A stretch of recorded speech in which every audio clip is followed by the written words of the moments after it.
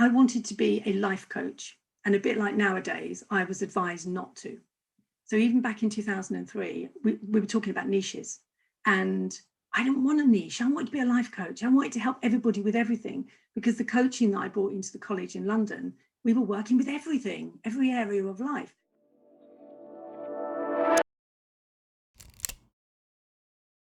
Hello, I'm Sharon from the Coaching Academy, and you're watching Coaching Conversations.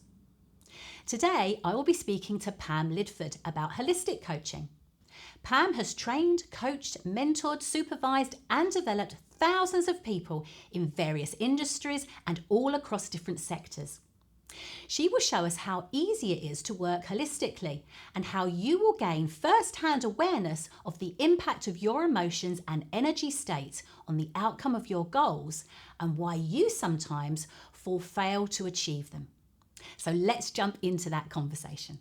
Thank you very much, Sharon. So I'm not quite sure, what did you want me to, how did you want me to start? Well, I would love to know, if you're happy to share, just your sort of, how did you get to where you are today? Sort of, how did you get into coaching? Sort of, what was your journey to becoming a coach, first of all? And we'll talk about holistic coaching as we go in, but sort of coaching generally, what led you to become a coach? So those who've heard me talk before, I hope you won't be too bored hearing it again, but I moved into adult teaching in the 90s, and I was invited in by somebody who I thought very highly of. And she asked me if I would come along and do a 2-hour talk on something that I was working on. And I was absolutely petrified. I don't know if you guys know this, but talking in front of people is the number one fear of most people. And I wasn't any different. And she said, but it'll be okay. You can sit down. You don't have to stand up. And there'll only be 10 people. So I went in. This is very typical of me, by the way, with when new things happen. I went in shaking, and I delivered this 2-hour training and fell in love with delivering information to adults. And so from that, I ended up becoming a teacher. And I didn't know how to teach, but back then they were very generous, adult education, and they taught me how to teach whilst I wrote courses and developed them. And it went from a 2-hour course to 6 days BTEC qualification that I wrote for adult education in 2 subjects, one at that time and later one in coaching as well. But initially I was a teacher. I loved my job so much. Anybody love their job, know what that feels like? Thumbs up will do for me, and yeses and nos. It is the most amazing thing to have. So I loved my job. I adored my job. And they said to me in a restructure that if I wanted to keep being a part-time teacher, I had to become a manager. Now, I didn't want to be a manager, but I don't know if this still happens. Back in the day, if you wanted to stay somewhere, they thought you did well, they promoted you to something you didn't know how to do, didn't want to do, and didn't like, but what the heck. So I said yes, because again, those of you who know me, I like job security. I bet you're pleased to know that even though I like job security, I've ended up having absolutely none. Think COVID, think being self-employed. So I want to reassure you, you can get over this stuff. And that is what holistic coaching is about, which we're going to talk about later. So anyway, keeping this as short as possible, I took the job as manager, didn't enjoy it, but I was allowed to still teach. So that's why I stayed. And again, if you've done values with me, you'll know that your values keep you doing things that you otherwise might not do. So I did both of them. And then through many, many, many restructures, we ended up in a very negative environment, very toxic environment. Everyone hated their jobs. I felt miserable. Anyone ever felt that in a job? Isn't it soul destroying? You're very lucky, David. Very unpleasant. And in that moment, I started searching to do something else. And so I looked around, and the first thing that caught my eye was counseling. And so I started doing a training course with Relate, and I enjoyed the learning, but I found the work very heavy for me. I'm quite a deep person. I like going into things quite deep, but I also was a bit of a rescuer. I'm sure some of you know if you're rescuers or not, and we all are actually, but we learn as coaches to park that, hopefully. And so I was a bit of a rescuer. And so I took on the energy and I took on the pain of other people's stuff as a trainee counsellor. Now, they told me not to, they taught me how to stop, but you know, I couldn't see the benefit of that. I thought it was the right thing to suffer because these other people were suffering. It wasn't intentional. It was a subconscious thing. So the weight of this, I knew wasn't going to be my future career, but I did learn a lot training as a trainee counsellor. And then one of my very beautiful friends, who tragically passed away last year, she said to me, have you heard of coaching? This was 2001, 2002. She was always into what's the latest thing. And I said, no. And she said to me, do you know what? Because I moaned a lot. I was negative. I was moaning about how unhappy I was. I'm sure some of you have been there in the past. And it's good to know we can change, because I don't do that anymore. And she said to me, I think it's what you're looking for. So I looked and I found the coaching academy. It was very different back then, 2002, 2003, but still the information they shared had a lot in common with what we deliver nowadays. And I fell in love again. I'd fallen in love with teaching, and now I'd found coaching, and I fell in love with coaching. And I set a goal, and the goal was, I want to be a self-employed coach, not knowing I had job security as a driving value. But of course, that's another story, which you may or may not already know. So that's how I got into coaching, Sharon, and it was an absolute love, and it is to this day. And that was 2003 that I trained and qualified. 2 to 3 trained and qualified. I'm a blessed woman. Oh, I love that. I love that. I never get bored of hearing the story, Pam, because it's really inspiring. And I think, you know, I'm sure you'll agree, it's the stories actually that people connect with, isn't it? When we coach, when we train, you know, it makes us authentic, or it causes us, I should say, to feel authentic in ourselves, and we're able to connect in with others as well. So never get bored of listening to that sort of story. It's interesting because, you know, you deliver many things, and one of them, the main areas that you deliver for us on the flagship diploma, the PPD, sort of the values and beliefs, and, you know, and I know that's really important to you. I know we're mainly here to talk about holistic today, but sort of what was the driving sort of area? Sort of, you became a coach, and then sort of like, then what? You know, did you jump straight into the whole values and beliefs thing, or sort of what was your sort of your journey to find your niche or niches? So I wanted to be a life coach, and a bit like nowadays, I was advised not to. So even back in 2003, we were talking about niches, and I didn't want a niche. I wanted to be a life coach. I wanted to help everybody with everything, because the coaching that I brought into the college in London, we were working with everything, every area of life. So I did struggle with that. But I always believe that if you are going to ask for advice, I don't like when people give me advice I haven't asked for, but if you are going to ask for advice, which I did of experts, they said niche, I thought, okay, I'll try. So I was advised to take a look at all the people I'd worked with and what their challenges were. And as I looked at my case studies, I saw that confidence and limiting beliefs came up in every single case, every case. And I thought, is this a coincidence? And of course it wasn't, because I had limiting beliefs. I didn't realize how many I had. I had confidence issues. I had self-esteem issues. And so again, even with holistic coaching, and when we talk about the scientific side of it, we attract to ourselves those who are most like us, or those who are not like us, because we don't recognize them within ourselves. They're in our blind spot. And so I was accidentally attracting people with confidence and belief system problems because I had them and I didn't recognize them. And in that moment of insight, I thought, coaching has helped me to develop confidence. It's helped me, along with the counseling, it's helped me to overcome limiting beliefs. It's helped me to build my self-esteem. And I want to help other people to do the same. So that's how I ended up being a confidence coach. And as we'll talk about it, confidence coaching is holistic coaching, but we'll talk about that in a moment. So that's pretty much how I got into working with that area. And then again, when I started digging, I just thought, wow, this subject is just so amazing, because I love coaching. I love the GROW model, and I always use it. I use it slightly differently, perhaps, to how I was trained. A bit like I drive my car slightly different to how I was taught to in order to pass the test. But I always use it to keep my clients safe and to keep me safe. So it's there. as a beginning and an end. But for me, sometimes it didn't go deep enough.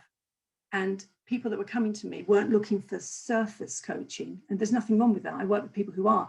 They were looking for something deeper. And for me to be able to work with them, I needed to be able to handle the emotional side without becoming a counsellor. I needed to be able to take them somewhere safely and bring them straight back up again in a positive and coaching-like style. So it's very important we remember as coaches not to get sucked down into wannabe counsellors, unless you are a counsellor, of course, or therapist, because it's very easy when you do work with limiting beliefs and values to accidentally tip over the edge. And I know we teach people how not to do that. But again, some people here are on their journey and some people haven't joined yet as trainee coaches. So we always want to remember we're coaches and we take people up. But it's okay to go down in the elevator a little bit, but not all the way down, because then we might be going into territory that's not good for our clients, not good for us. So powerful, Pam, really is. I mean, the whole area is so inspiring. Perhaps we can come back one day and just talk about the whole limiting beliefs thing. I mean, it was transformational for me and still is, because we're like onions, aren't we, human beings? We're layering all of the time, and constantly a work in progress. And if I look at probably the last 2 years of this very strange time in our lives, taught me a lot about myself, actually, and I've grown a lot in that time.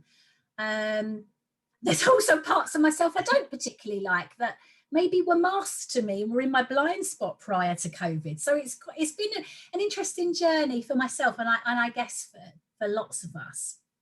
So now I know that you are a constant work in progress as well, and you really practice what you preach. But I was so excited to see that you've just written and released a book, Pam.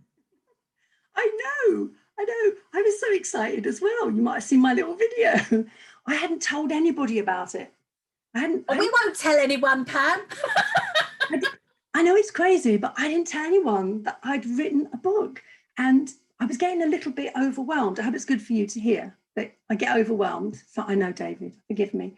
I was getting a bit overwhelmed with all the marketing stuff, because obviously we employ people to do that for us, because it's co-authored. And my daughter just said to me, was it about a week ago? I put a little video up, or 2 weeks ago. She said to me, Mum, do a video. Just let people know you've written a book. And it's all holistic as well, by the way. And I went, okay, I know what to do now, because marketing's not my thing. I know it's a limiting belief and I'm working on it and I'm improving at it. Sharon, you wouldn't even know who I am anymore over this past year. My blind spots, my limiting beliefs. But the good thing is I've been working on them all. Am I allowed to show it? Yes, and please, the title. It's called 16 Seconds, and its launch date is 22nd of June.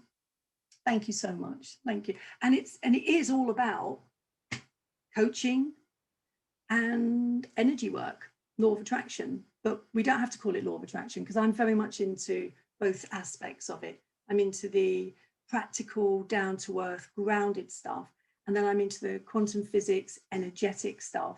And thank you so much, Helen. And my colleague and co-author is into both as well, but she's far more into law of attraction in its totality. And I'm a hybrid. I got 1 foot in that camp and 1 foot in this camp, because I always like to prove things. Yeah. And having studied philosophy, we can't prove anything. Everything is only what it is today, and it might change tomorrow. And I love the law of attraction as well. So yes, I am really excited, Sharon. Thank you. Oh, fantastic. And if people are interested in getting your book, is it sort of Amazon or all good bookshops? Or I feel like I'm like Michael Parkinson doing the release of somebody's book. Doing a wonderful job for me. And so it is going to be Amazon. This is the 22nd of June. It's also through our websites as well. So they're the main places, and it will be going into bookstores. But because it's only been launched on the 22nd, that takes a little bit of time. Anybody who's written a book will know, it's a big, long, wonderful, exciting journey. So we've got PR and all that working on that for us at the moment. Oh, fantastic. I'm so excited for you. Please keep us updated on how it all goes and the official launch. Thank you, Sharon. You'll be seeing me on video, which I would never have done before. Good. Your daughter was absolutely right. It's absolutely right. Brilliant. you. Well, look, we're going to talk about holistic coaching because that was what sort of the main topic for today. And I know it's a passion of yours as well.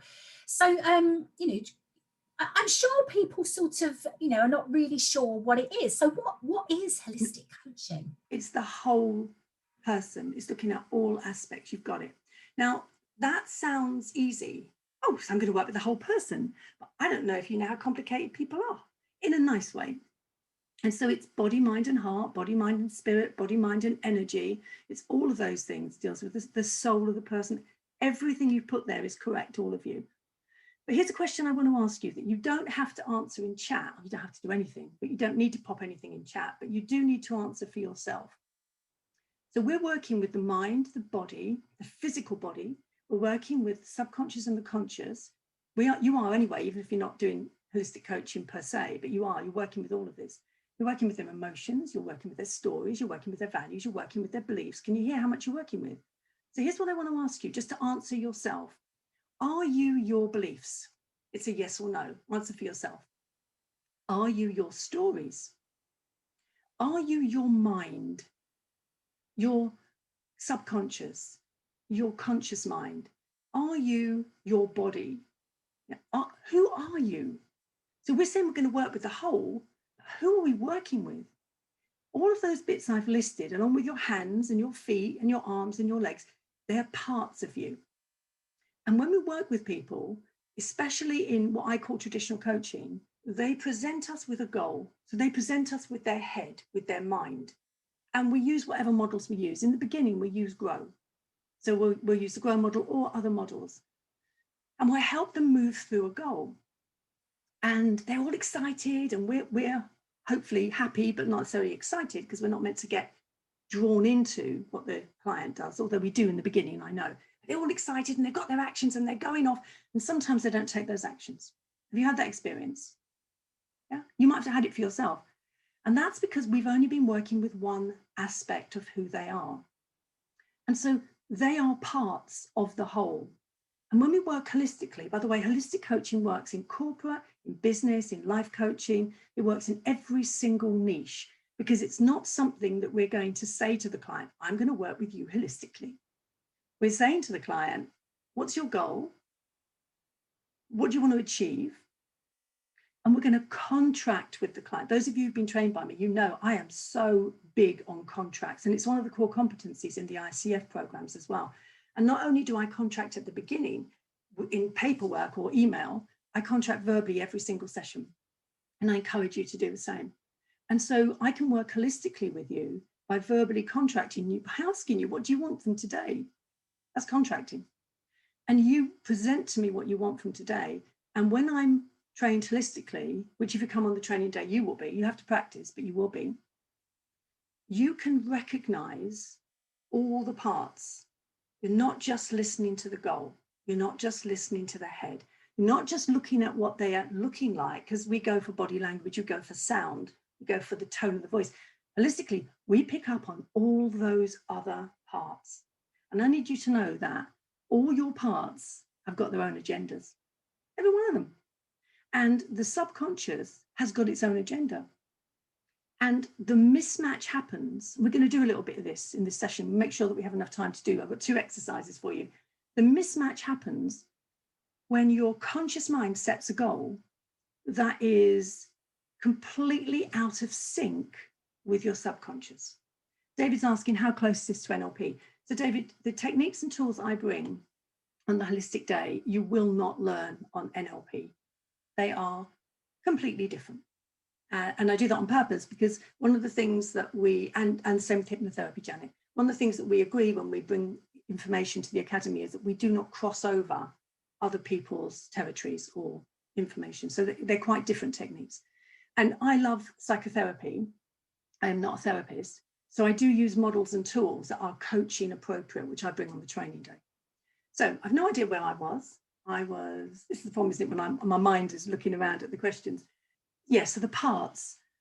And the reason, so would you pop in chat, yes or no, if you've ever had this experience? You've wanted a goal with all your heart, with all your fiber and all your being. Maybe it's to be a qualified coach and be paid. You want it so much, and you know that you're going to go for it, and you take all the actions, and then you might even get 90% of the way, and then suddenly you stop. You get distracted.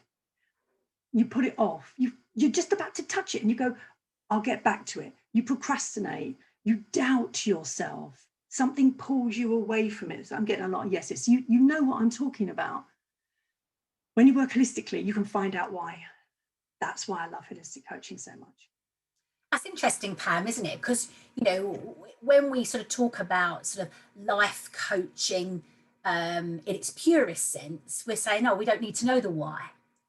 And so it's really nice actually to start looking at, once we're qualified as a life coach, to be able to learn tools that I would say a layer on top to make you an even better coach, because you're building your skill set to be able to listen out for and work at different levels with your clients, which is really exciting, isn't it?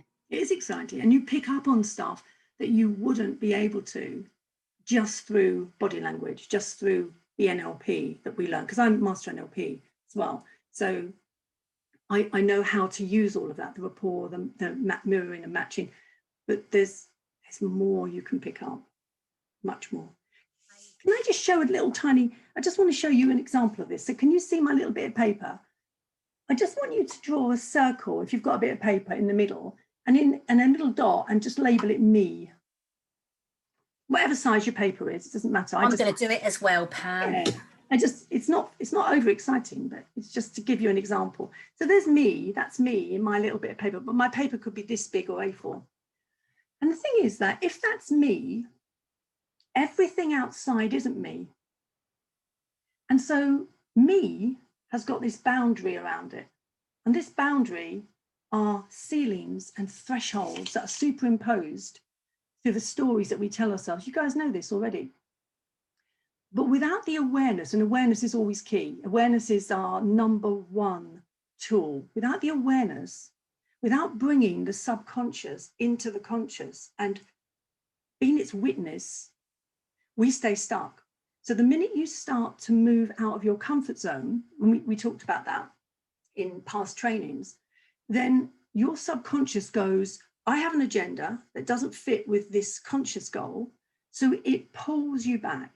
It pulls you in through self-talk, which we're going to look at in a moment for you guys. So through self-talk, or through fear, or through emotions, or through moving your body back. And so you might have, no, you will have, we all have, you'll have a success threshold. You'll have a happiness threshold, a money threshold, a relationship threshold. I don't need to go on. We've all got them, and they're there in our subconscious, and we don't necessarily know what they are. But those thresholds put ceilings on what we will allow ourselves. When we work holistically, we're able to move through those ceilings with care, with ease. So I've already mentioned, and I'm always honest about this, I don't like being made to change fast. I don't like it. It frightens me. I like to change at my pace. Now, if you do your DISC training, you'll know different personalities like change at different rates. Nobody likes to be made to change, but some people are more willing to do it quicker than others. So we've all had a lot of change over the last year, and I've gone with it, but I was very resistant to it in the beginning, because my circle, my me, said, that's not who you are. And so because I know quite a lot and I've trained a lot, I'm able to go, so who am I then? And that's a big philosophical question. And I do want you to take that away. Who am I? Because if I'm not able to deal with change, what's going to happen? And I love a book called Who Moved My Cheese? And I always hold it in my mind when there's too much change coming on. And COVID made me go, do you want to be hem and haw? Nah, get your backside out there and do things that are frightening for you. But do them at the right pace for who you think you are. Because when you work with who you think you are, so for me, let me go slowly. You know that about me, Sharon, don't you?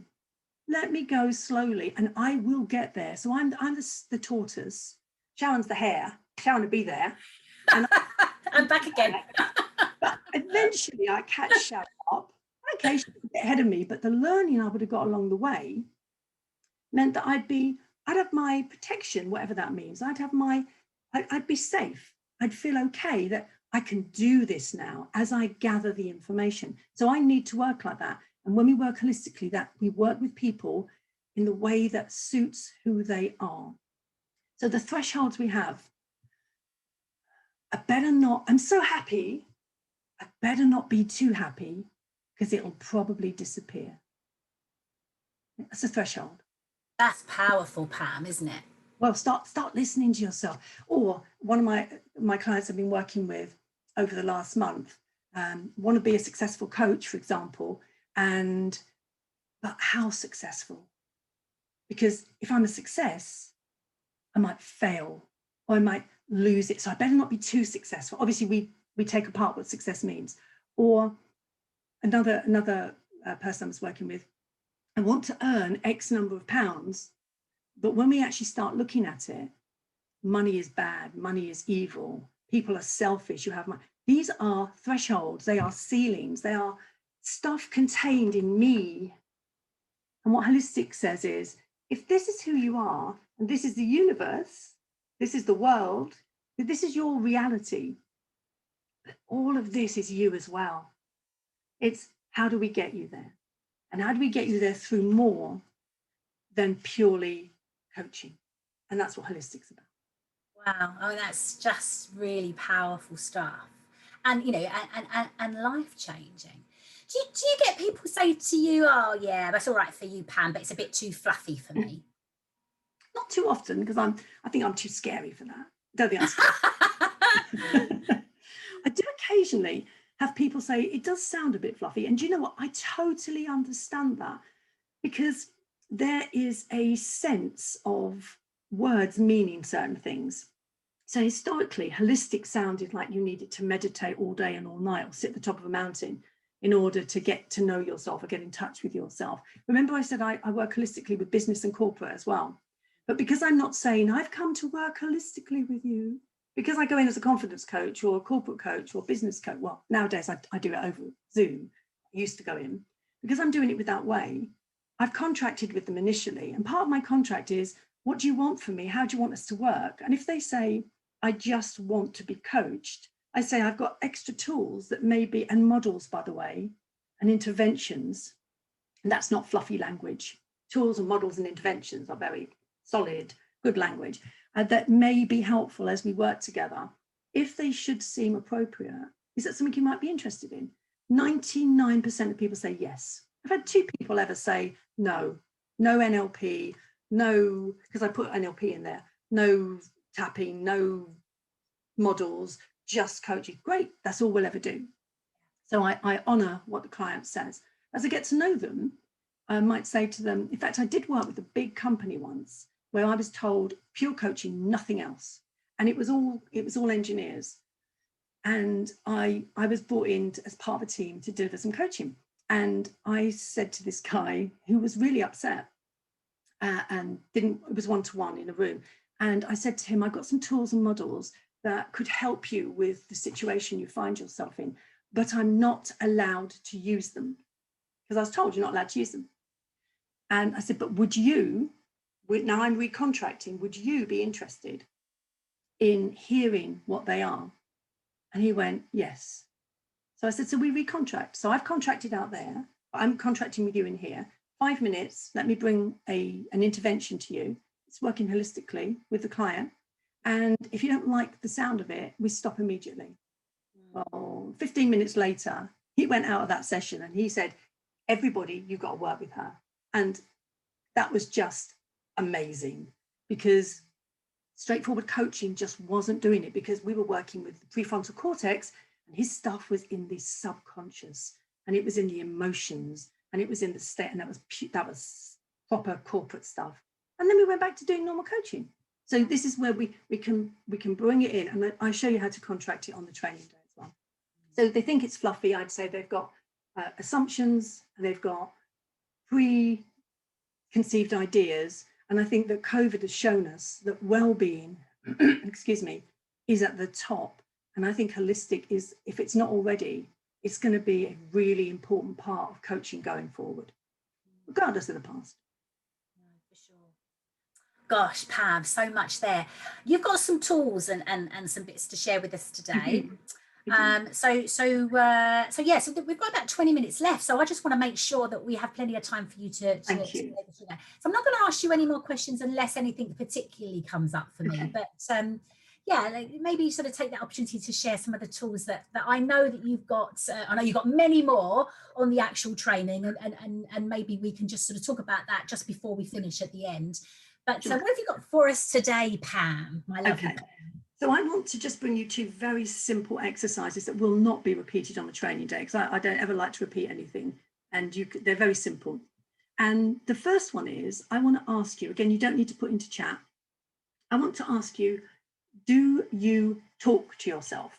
So I want you to ask yourself, yes or no, do you talk to yourself? Everyone does, by the way, so you are not a crazy person. Everyone talks to themselves. That's the first question. The second question is, where is that self-talk? Where is it? So find it, please. And literally, you don't need to share this at the moment, but could you find it? So start talking to yourself and see where it lives. Is it in your head? Is it in your shoulders? Is it in your body? Is it outside of you? So some of you will be hearing yourself like you can hear me right now. NLP tells me around 11% of people are auditory or auditory digital. Some of you will now notice that you don't talk to yourself. You see the words. Is that you? We've got a poll in a minute. And some of you won't have either of those. You might even be frustrated because you feel your self-talk. So hearing it clearly is the biggest one. Normally, when I've done this, seeing has been really big because more people are visual. And people who sometimes are auditory think they're not visual. Everyone's visual, by the way, and feeling it. And if you don't know, there's a good chance you're a feeler because you don't know. So just check that out. Take your time and check that out. Thank you so much for that, Adrienne. Now, the reason I ask you to get in touch with your self-talk is if you don't start talking to your self-talk instead of listening to your self-talk, what happens is it will take you down. It will keep you in that circle and it will prevent you from moving forward. It will allow you to move forward. But remember, you'll get 85, 90% of the way, and then it will yank you back and go, no, that's just a step too far. I was okay with you going that far, but you can't go any further. And it'll do it either through, you're no good, you're useless, people like us don't. I don't know what your self-talk is like. It's the sort of stuff that people tell me about. Because I used to have horrendous self-talk, and I got a good handle on it now. My self-talk isn't mean to me anymore. And that took a lot of practice. You can get it to be your friend. And on the training day, we take the self-talk, which is in the subconscious, we make it more aware, we reassure it, and we rescue it, because you're allowed to rescue yourself. And that self-talk, I've heard big trainers, not in the coaching academy, you might even know who I mean when I say this, going, cut it out, get rid of it, rip it out, bin it, self-talk. Well, I tell you, good luck with that. Because the more you try to destroy and get rid of a part of yourself, bigger it grows. Because you know all it's doing? It's knocking on your door. It's going, excuse me, I'm a little echo in time. I got lost somewhere along the line and you have stopped listening to me. So I got to shout at you louder. Because if I shout louder, maybe you'll hear.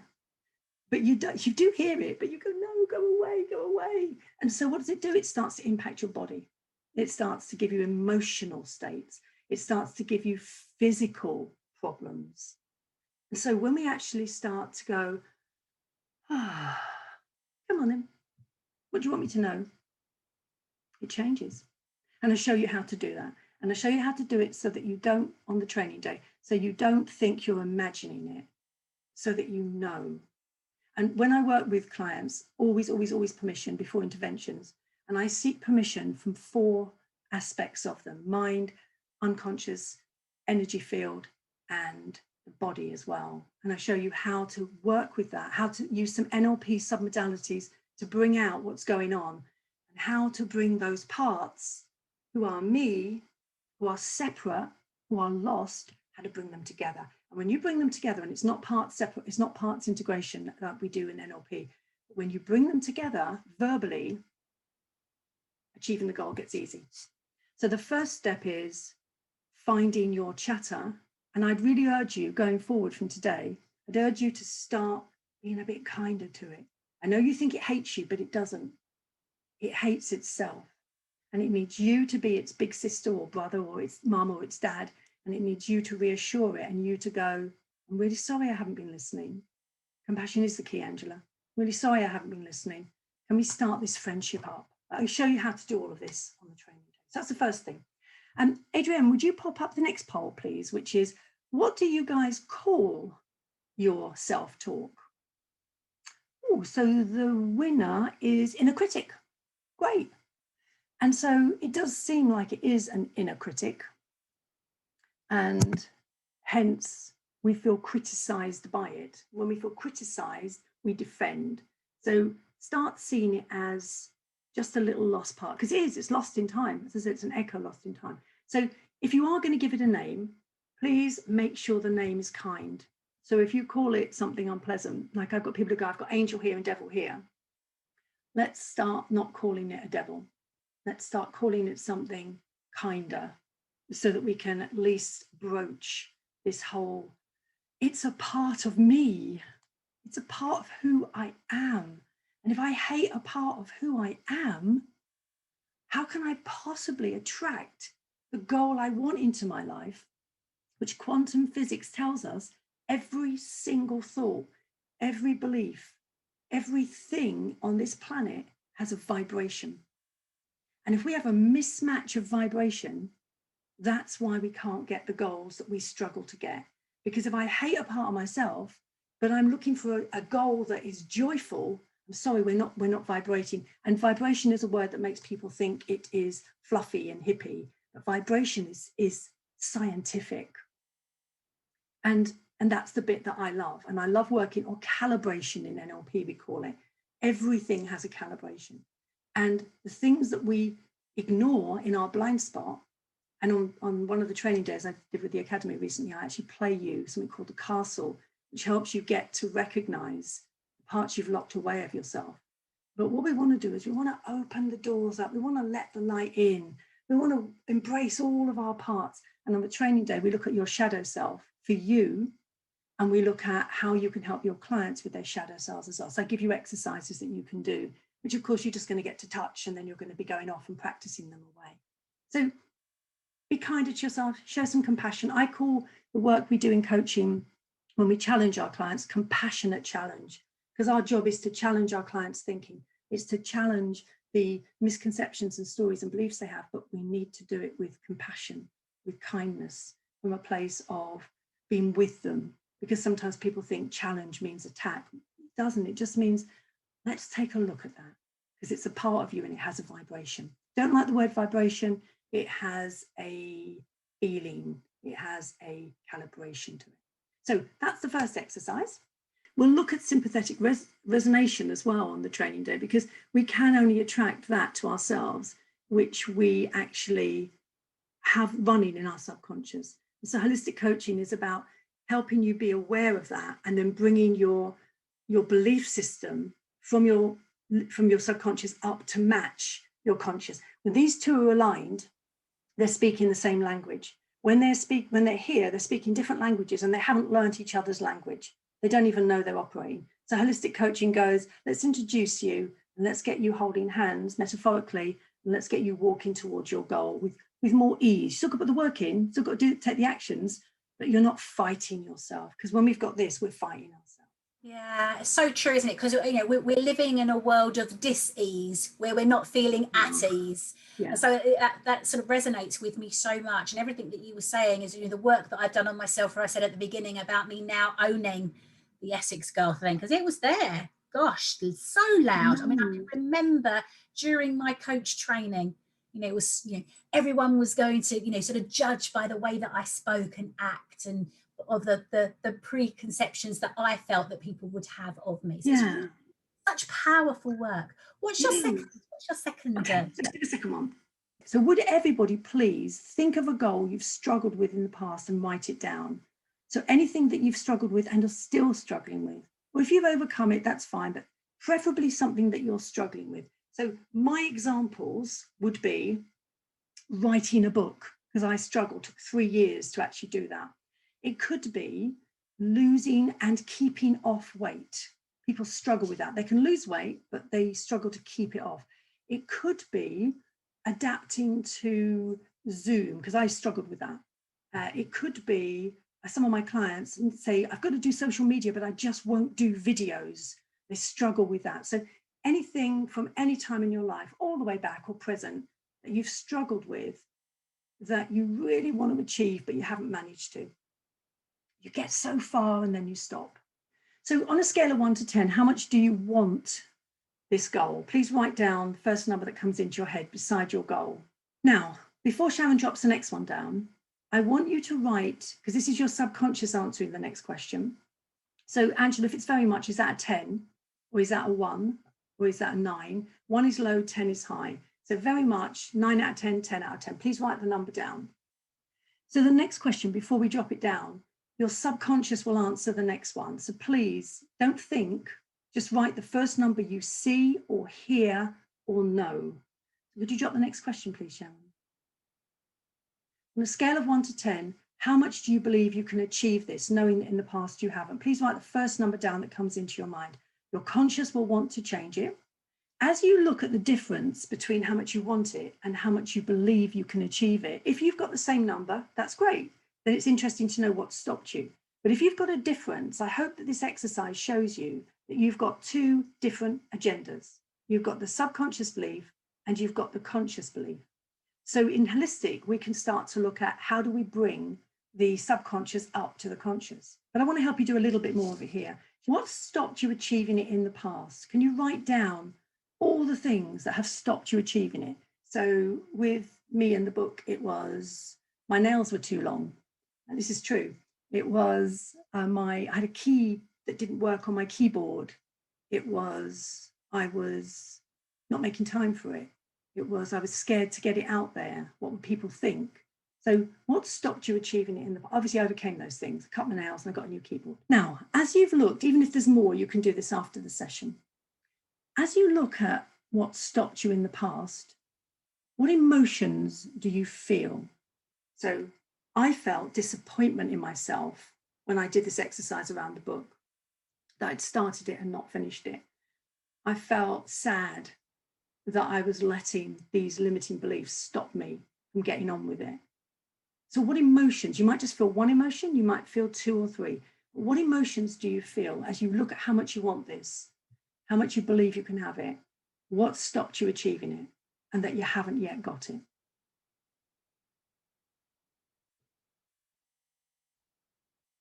And whatever those emotions are, they are the true vibration of this goal. So for me, the true vibration, until I worked with it around the book, with disappointment. Now, the book needed joyfulness, it needed happiness, it needed positivity. I didn't think about it at the time, but of course I have a coach, I have a mentor, I have supervisor, I'm part of the supervision group, so I get to learn about myself pretty quick. And writing a book actually does take a couple of years when you're working on it. And so as I looked at disappointment, I thought that's not the right vibration for the book being published. So I felt sad that I was disappointed in myself, but I don't want to leave you feeling sad. And so I did the next thing that I'm going to ask you to do. I want you to close your eyes, take a deep breath, think about the goal, and ask yourself, do I really want this goal, or is it a should? And your conscious and your subconscious will answer for you. Do I really want this goal, or is it a should? If it's a should, neither parts if you want it. But if you really want it, it's the emotions that are stopping you and the part separation that are stopping you from achieving this.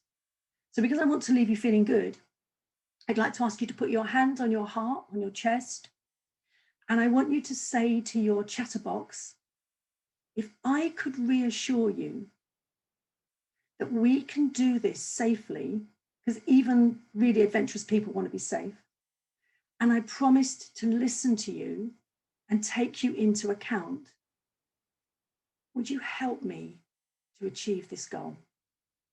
And just see how that feels. And this part might say no, and if it does, come on Holistic and I'll teach you how to get it on your side. And then take a deep breath. And open your eyes. So that's just a tiny, tiny touch of working with energy work within yourself, helping you to pay attention to your subconscious. And your subconscious might still say no to this goal because there are some other parts that haven't been brought into this little exercise. My hope is that you can see that when you start bringing parts together, and you've got some work to do with this, they will support you, they will move you forward. So remember to like, comment and subscribe to this channel for more content like this. And if you're interested in finding out more about becoming a life coach, you can attend one of our free Introduction to Life Coaching webinars, where you can learn more about what coaching is and what it's like to train with us, and those first important foundation stones in building the career and work-life balance that you've been looking for. A link to that is in the description below.